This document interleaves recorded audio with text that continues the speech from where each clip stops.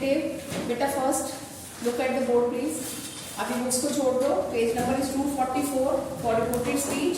But for the time being, look at the board first. Listen to me attentively. Beta, reported speech. When a speech is reported in two ways. Two ways in the sense, once it is direct. Direct means जो speech हम लोग inverted commas में लिखते हैं, that is direct speech. For example, he said, I am tired. If you see, it is in inverted commas, and who is I here? It is he. है ना? Even if it is a noun here, Ramesh or any name can be given. Fine. Now this is the direct speech. But the other way of speech is reported speech. You are asked to report the speech given. ठीक है? इसमें हमने इस speech को report करना है. अब सबसे पहले तो आपने first जो rule है इसका उसको याद रखना है. ठीक है? Better this part is called the reported verb, and this is the reported speech. Fine, which we have to convert. इसको हमने convert नहीं करना है. ठीक है? इसको convert हमने तब करना होता है when it is says to, तो हमने tells करना है. अगर said to है तो इसको told करना है. Fine. Number 2, if it is this reported verb is in present or future. Fine, will say. If it is in present or future, we will not change the tense in the reported speech. That is the main conversion, है ना? Reported speech. जब हम किसी next time में बाद में किसी को ये बताते हैं कि उसने ये कहा था. Reported क्या होता है? Report करना, बाद में report करना, है ना? So then we change the tense here, time, because time is changed. All present form of the tense is converted into past form of same tense. जब ये past होता है, ठीक है? लेकिन अगर ये present या future है तो we will not change the tense in the reported speech. Clear Manya? Fine. Now, if it is in past tense, अब हम बात करेंगे if it is in past tense, then what changes are to be made? बेटा इसमें pronoun change होगा, लेकिन tense और time change नहीं होगा. Verb कुछ भी हो वो नहीं होगा. अब हम इस बात पे आते हैं when it is past tense. If it is in past tense बेटा, then all present form of the verbs will be converted into past. Means if it is present indefinite, it will convert into past indefinite. Past indefinite will convert into past perfect. Had plus be3. है ना? If it is MR present perfect, present continuous, is MR plus V1 plus ing, it will convert into was verb plus V1 plus ing. If it is has, have, this is present perfect, it will convert into had. This whole table is there in your book also to revise. Fine. On page number 245, you are having the complete table of tense. ये कौन सा किसमें convert होगा? लेकिन फिर भी I tell you that 3-4 conversions you are supposed to keep in mind. जो confuse करता है, एक तो है बेटा V2. V1 को हमने V2 में किया तो V2 का याद रखना है. It will convert second form of the verb. Past indefinite tense will convert into had. एक तो ये आपने याद रखना है, ठीक है? Next is अगर future tense है, if it is shall will, fine. It should be converted into would. एक ये आपने याद रखना है बेटा. It is not converted, shall is not converted into should, because should is suggesting. Should हम वहीं पे यूज करते हैं जहां हमने कोई suggestion देना होता है. It will be converted into would. Fine. और एक होता है must, जो हमें कंफ्यूज करता है किसमें कन्वर्ट करना है. Must will convert into had to. Otherwise, if it is in past tense, then there is no further changes there. अगर यहाँ पे past perfect है तो past perfect के आगे कोई conversion नहीं है. ठीक है? Now I come to this part. If it is said to, we will convert in told. Fine. For example, it is said to, I converted in told. Now what you have to do? You are supposed to keep in mind कि second step आपने जब solve करना है बेटा, अपने sentences में आपने जहां जो conversion करना है उसको underline करना है. Actually, it is the first learning, but I recommend you when you have to solve, even in your book, even in your question paper, just mark the conversion. means steps ले लो. This is step 1. अगर यहाँ पे set to है तो मैं इसको underline कर लूंगी कि मुझे इसको convert करना है. Fine. उसके बाद स्टेप 2 क्या आ रहा है, यहाँ पे मुझे चेंज करना है, फाइन, मैं इसको अंडरलाइन करूंगी। Then subject I have to change, मैं इसको मार्क कर लूंगी, then verb and so on. इससे क्या होगा, आप मिस नहीं करेंगे, because if you any one of the conversion then you will miss 0.5, ठीक है ना। There might be many conversions but for one mistake 0.5 will be deducted, वो हमने नहीं यूज करनी, ठीक है। Now second step is first rule then second step inverted commas. अब मैं यहाँ पे बात करती हूँ कि यहाँ पे जो कंजक्शन हम यूज करते हैं सेकंड स्टेप में, हमने इन्वर्टेड कॉमास को रिमूव करके वहां पे कंजक्शन लगाना है, ठीक है। कंजक्शन हम किन किन सेंटेंसेस के लिए, अगर ये बेटा it is statement, statement means subject verb and object, simple sentences there, fine, here we will use that. Inverted commas को रिमूव करके हमने क्या लगाना है, that, fine.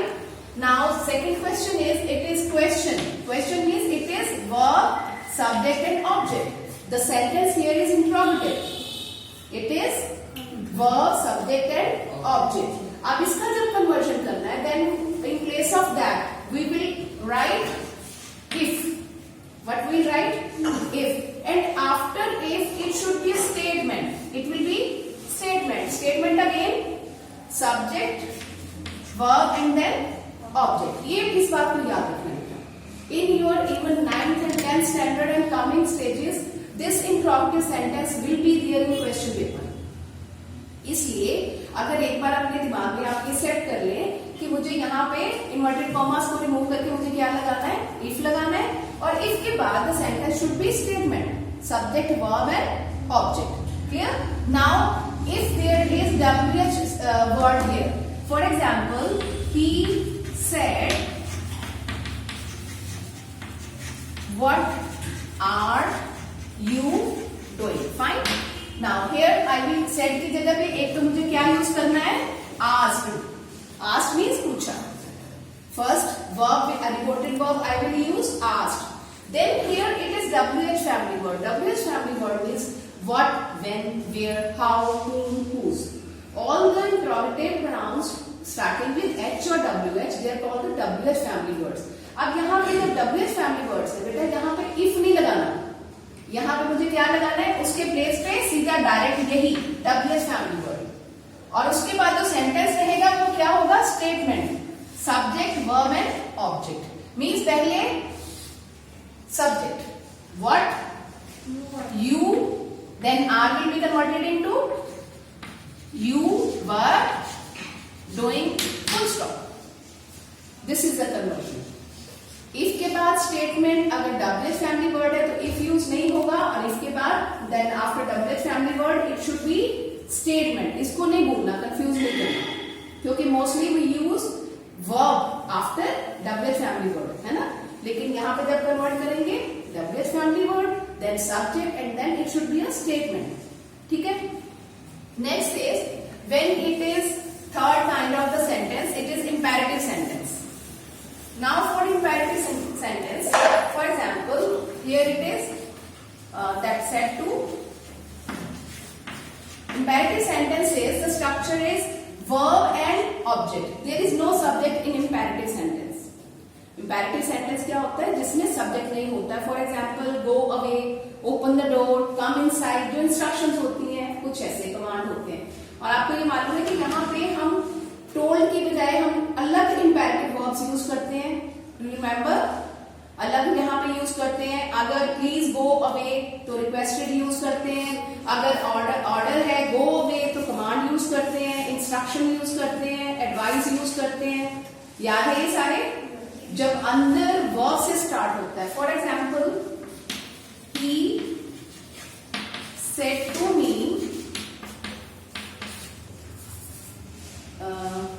Okay, go away, fine.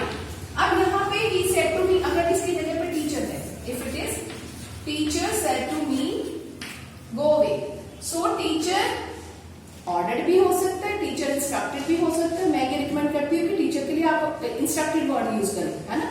उसमें कुछ भी डाउट नहीं होता कि ऑर्डर है या क्या है. फाइन. अगर प्रिंसिपल टू द प्लेन है तो हम ऑर्डर कर सकते हैं, लेकिन बच्चों को हम गाइड करते, इंस्ट्रक्ट करते, ऑर्डर नहीं करते, है ना।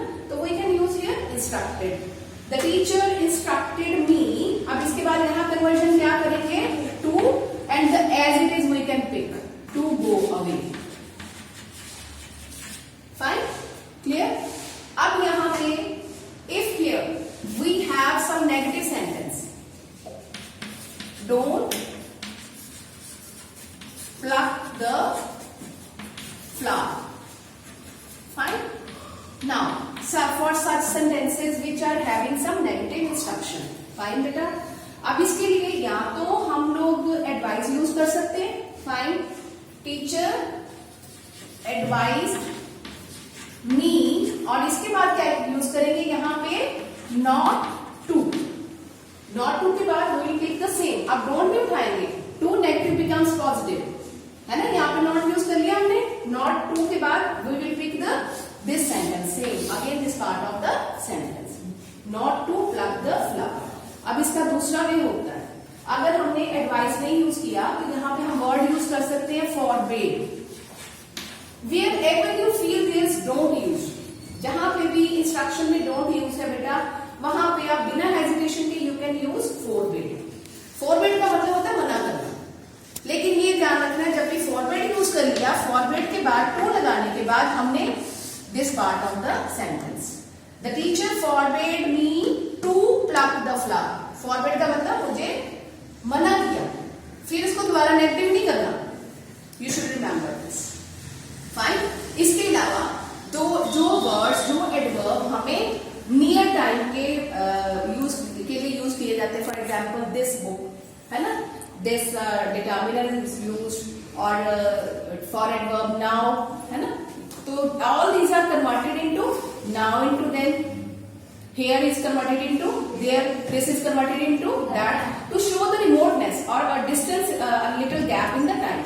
क्योंकि रिपोर्ट का मतलब है कि हम एक नेक्स्ट टाइम में, कमिंग टाइम में इसको रिपोर्ट कर रहे थे, है ना। तो such words are also converted। So you will do the exercises given in your book. I will start the sentences and we will solve this. We'll discuss all those. Fine? Thank you.